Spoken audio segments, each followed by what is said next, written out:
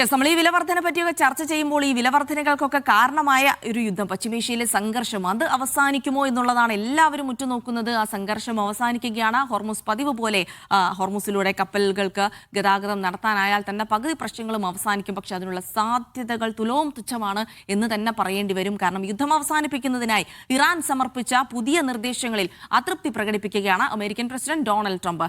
ഇറാന് ദോഷവും അമേരിക്കയ്ക്ക് ഗുണകരവുമാകുന്ന ഒരു കരാർ മാത്രമേ അംഗീകരിക്കൂ എന്ന് US പ്രസിഡന്റ് പറയുന്നു. ഇറാന് പിന്നാലെ ക്യൂബയാണ് ലക്ഷ്യമെന്നും ട്രംപ് പറഞ്ഞു. ഇറാൻ തുറമുഖങ്ങളിലേക്കും തിരിച്ചും പോകുന്ന 45 കപ്പലുകൾ ഇതിനകം തടഞ്ഞതായി US സെൻട്രൽ കമാൻഡ് അവകാശപ്പെട്ടു. അതിനിടെ ഇസ്രായേലുമായി $1 ബില്യൺ മിസൈൽ വിൽപ്പനയ്ക്ക് US സ്റ്റേറ്റ് വകുപ്പ് അനുമതി നൽകി. ഹോർമുസിൽ നിയന്ത്രണം തുടരുമെന്നും കപ്പലുകളുടെ സുരക്ഷ ഉറപ്പാക്കാനുള്ള പുതിയ മാർഗനിർദ്ദേശം ലംഘിക്കാൻ മുതിരരുതെന്നും ഇറാൻ മുന്നറിയിപ്പ് നൽകി. വിശദാംശങ്ങൾ നൽകും നസർ. Good morning. അപ്പോൾ അമേരിക്കയ്ക്ക് ഗുണകരവും ഇറാന് ദോഷവുമാകുന്ന ഒരു കരാർ വേണമെന്ന് ട്രംപ് വാശി പിടിക്കുമ്പോൾ സ്വാഭാവികമായിട്ടും ഇറാൻ അതിനെ എതിർക്കുമെന്നുള്ളത് അറിയാവുന്നതാണ്. അതിനപ്പുറത്തേക്ക് ഇസ്രായേലിന് കൂടുതൽ മിസൈൽ നൽകിക്കൊണ്ട് വീണ്ടും ഇസ്രായേലിനെ ആയുധം അണിയിക്കാനുള്ള ശ്രമങ്ങൾ നടക്കുന്നു. മേഖലയിൽ നിന്ന് വരുന്നത് ശുഭകരമായ വാർത്തകളല്ല. Jilsy, good morning.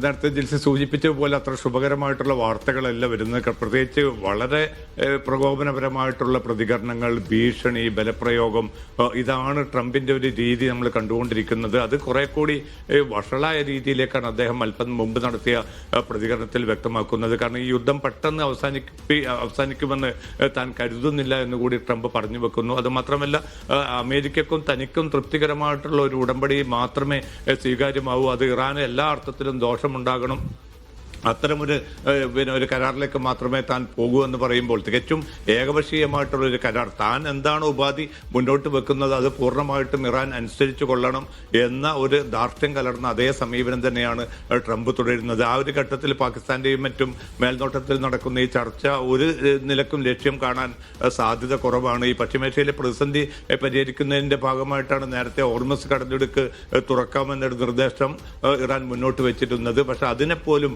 പൂർണ്ണമായിട്ട് നിരാകരിക്കുന്ന സമീപനം ട്രംപ് സ്വീകരിച്ചു. അതിന് പിന്നാലെയാണ് ഇപ്പോൾ തികച്ചും ഏകപക്ഷീയമായി താൻ പറയുന്നതൊക്കെയും ഇറാൻ അംഗീകരിച്ചു കൊള്ളണം, അതല്ല എങ്കിൽ കടുത്ത നടപടികൾ ഉണ്ടാവുമെന്ന മുന്നറിയിപ്പ് നൽകുന്നത്.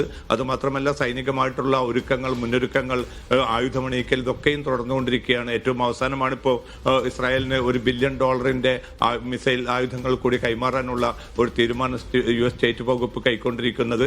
US കോൺഗ്രസിന്റെ അനുമതി പോലും മറികടന്നുകൊണ്ടാണ് ഇത്തരം ഏകപക്ഷീയമായിട്ടുള്ള തീരുമാനങ്ങളുമായിട്ട് ട്രംപ് മുന്നോട്ട് പോകുന്നത്. അത് മാത്രമല്ല, ഇറാൻ കഴിഞ്ഞാൽ ഉടൻ ക്യൂബയാണ് ലക്ഷ്യമെന്നും ക്യൂബ പൂർണ്ണമായിട്ടും കീഴടങ്ങണം എന്നുകൂടി ട്രംപ് ആവശ്യപ്പെടുമ്പോൾ പിന്നെ നിലപാട് വ്യക്തമാണ്. അദ്ദേഹം ലക്ഷ്യമിടുന്നത് എണ്ണസമ്പന്ന, പ്രകൃതി സമ്പന്നമായിട്ടുള്ള ഈ രാജ്യങ്ങളെയൊക്കെയും തന്റെ പരിധിയിൽ കൊണ്ടുവരികയാണ്. വെനിസുലയിൽ കാര്യങ്ങൾ വളരെ എളുപ്പത്തിൽ പൂർത്തീകരിക്കാനായി ഇനി ഇറാനാണ്, ഇറാൻ കഴിഞ്ഞാൽ ഉടൻ ക്യൂബയാണ്. അപ്പോൾ ആ ലക്ഷ്യങ്ങൾ, ആ ഒരു കൊളോണിയൽ താല്പര്യങ്ങളുമായി തന്നെ പിന്നെ ട്രംപ് മുന്നോട്ട് പോകുമ്പോൾ സ്വാഭാവികമായിട്ടും അതിന്റെ ഇരകളായി മാറുന്നത് ലോകത്തിന്റെ പല ഭാഗങ്ങളിലുള്ള സാധാരണ മനുഷ്യരാണ്. ഇന്ധനവില വലിയ തോതിൽ തന്നെ ഉയരുന്ന ഒരു പ്രവണത പിന്നിട്ട് കഴിഞ്ഞ ദിവസങ്ങളിലൊക്കെയും പ്രകടമായിരുന്നു. അതിപ്പോഴും തുടരുന്ന ഒരു സാഹചര്യം തന്നെയുണ്ട്.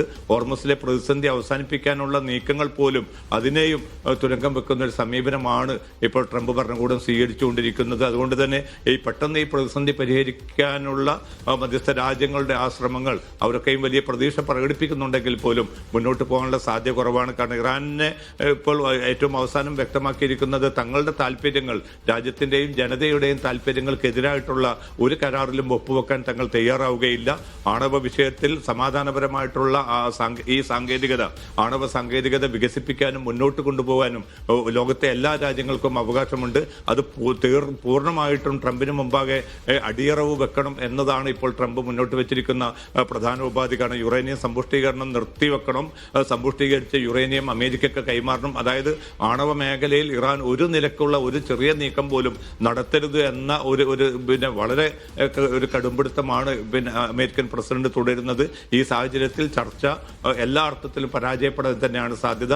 ചില പരോക്ഷമായിട്ടുള്ള പാകിസ്ഥാന്റെ മേൽനോട്ടത്തിലുള്ള ആ ചർച്ചകൾ ടെലിഫോൺ മുഖേനയാണെങ്കിലും തുടരുന്നുണ്ട്. പക്ഷെ അത് ഏതെങ്കിലും അർത്ഥത്തിൽ ഒരു പൂർണ്ണതയിൽ എത്താനുള്ള സാധ്യത ഈ ഘട്ടത്തിൽ വളരെ വിരളമായിട്ട് മാറുകയാണ്. ജിൽസി, ശരി, സിനാസറാണ് വിവരങ്ങൾ നൽകിയത്. അപ്പോൾ മേഖലയിൽ നിന്ന് നിന്ന് വരുന്നത് ഒട്ടും ശുഭകരമായ വാർത്തകളല്ല. ഒരു കരാറിലേക്ക് എത്തിച്ചേരാനുള്ള സാധ്യതകൾ വിരളമാണ്. അതിനപ്പുറത്തേക്ക് ഇസ്രായേലിന് കൂടുതൽ ആയുധ സഹായങ്ങളൊക്കെ നൽകിക്കൊണ്ട് അമേരിക്ക വലിയ പ്രോത്സാഹനം നൽകുന്നുണ്ട്. ഇറാനാണെങ്കിൽ നിലപാടിൽ ഉറച്ചു നിൽക്കുന്നുണ്ട്. അപ്പോൾ വീണ്ടും ലോകക്രമം പഴയതുപോലെയാകാനുള്ള സാധ്യത ഉടനെയെങ്ങും കാണുന്നില്ല എന്നുള്ള വിവരങ്ങൾ കൂടിയാണ് MC